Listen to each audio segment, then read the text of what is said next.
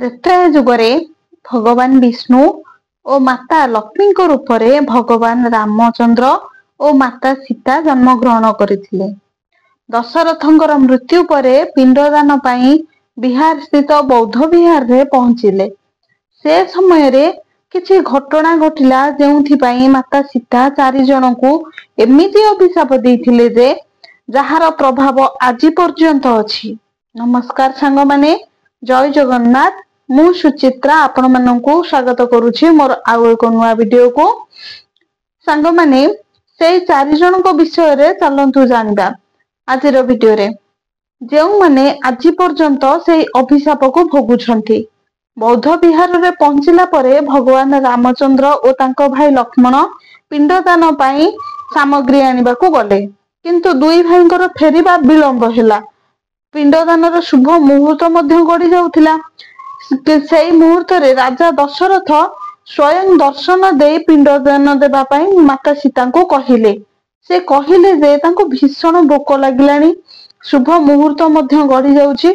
एहा देखि माता सीता कहिले जे से दुई भाई को आसीबा जाए टिके अपेक्षा करंतु, से माने पिंडदान देबा पाई आवश्यक जिनिस आनिबा को जाइछंती।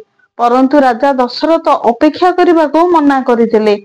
फल्गु नदीर बाली रे पिंडदान करिबा पाई कहिले। तेबे राम लक्ष्मण फेरिबा पूर्वरु संपूर्ण विधि विधान सहित माता सीता पिंडदान करिदेले।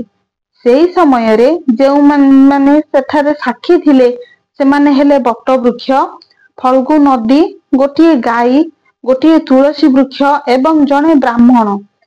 जेते बेले भगवान रामचंद्र और लक्ष्मण फेरी आसी पिंडदान विषय रे पचारिले, माता सीता कहिले समयर महत्व को आखिरे रखी पिंडदान मो करि सारिछि। ए कथार सत्यता को प्रमाण करिबा पाई सेठारे थिबा सेही 5 जन को साक्षी देबा को कहिले। केवल बट वृक्ष को छाड़ी अन्य 4 जन असत्य बा मिथ्या कहिले।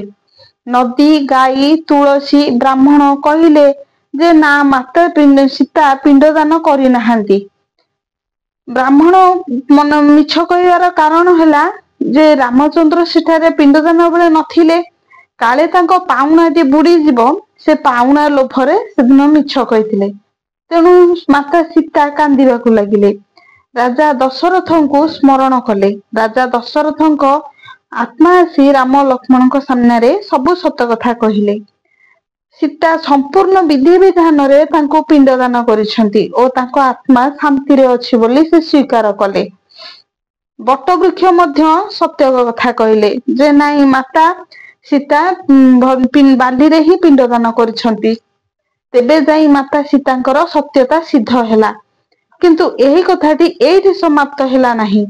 माता सीता सेही मिछ साक्षी देइथिबा 4 जनक ऊपर रागी गले। अभिशाप देले फल्गु नदी को। अभिशाप देले जे से गया रे भूतल रे ही बहिबे एवं नदी सबु बेले सुखिला रहिबो। गाई को अभिशाप देले जे गाईर पूजा सबु घरे समस्त देवता मानव करिवे, किंतु तांको समस्त को ओइठा खाइबा को पड़िबो। तुलसी गछ को अभिशाप देले जे संपूर्ण गया रे तुलसी गछ उठिबनी कि बढ़िबनी, गया रे संपूर्ण भाबे तुलसी गछ लोप पाई जिवो।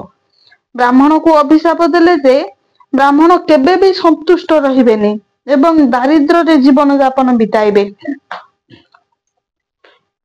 एहा शेषरे बट वृक्ष को आशीर्वाद स्वरूप एहा कहिले जे गया को जेउ माने भी पिंडदान करिबा को आसीबे से माने प्रथमे बट वृक्ष को ही मध्य पिंडदान करिवे। सांग माने सेही 4 जन जाक एबे पर्यंत अभिशाप भोगुचंती। तेबे सांग माने केमिति लागिला आज रो ही विषयटी? आशा करूची निश्चय भलो लागिथिबो। छोटो लाइक टे कर देबे, अधिक रु अधिक शेयर कर देबे, सब्सक्राइब करबा को भूलिबेनी, बेल आइकन प्रेस कर देबे। एमति नुआ नुआ वीडियो रो नोटिफिकेशन आपण मानन पाखु चली जिवो। निजर मूल्यवान मतामत कमेंट बॉक्स रे जणाई देबे। रहुची पुणी देखा हबो आउ एक नुआ वीडियो रे। नमस्कार, जय जगन्नाथ।